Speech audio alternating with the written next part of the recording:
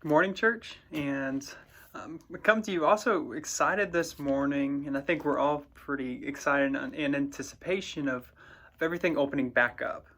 Right now, we have restaurants, and I got to talk to a couple that they finally got to eat in a restaurant again. And while it's been chaotic in this time to where we've had to be home and we've had to be kind of isolated, I think the chaos is really about to start hitting when we all have to start getting back to our real lives, back to the original daily life of just going into work, hopefully for most, or finding new jobs and then going into work. And I think the later pace of life that we were used to is now about to hit. And I want to encourage everybody right now to breathe, to just breathe in through your nose, out through your mouth. Breathe. When we feel anxious, when we feel sad, when we feel overwhelmed, when we feel all of the things that can make us forget who we are, I think we need to just breathe as a reminder.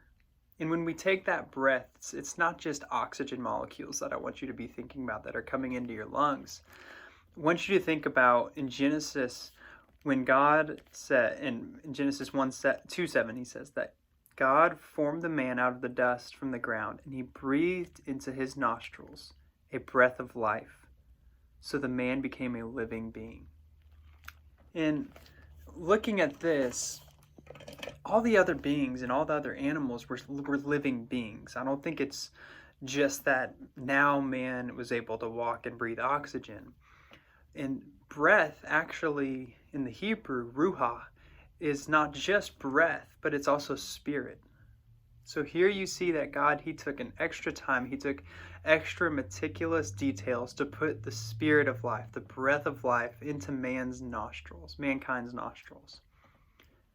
And I think when we take a breath, when you get overwhelmed, when things are coming back, and some of us might be stressed because it's taken too long for things to come back. Some of us might be stressed because we're coming back too early. And regardless of your opinion on that, there's going to be just a pressure that you might feel. There's going to be this overwhelming feeling that's going to come upon your shoulders.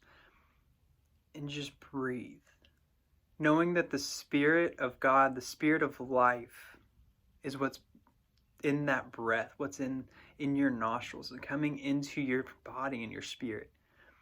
And that spirit, it's one of peace. That spirit, it's one of confidence. It's one of power.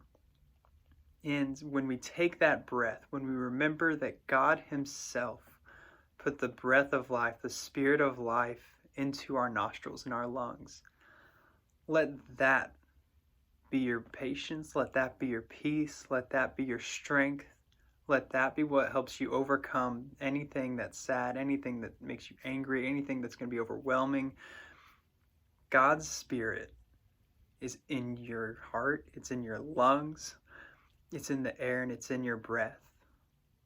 So when the hard times hit, breathe. Just breathe.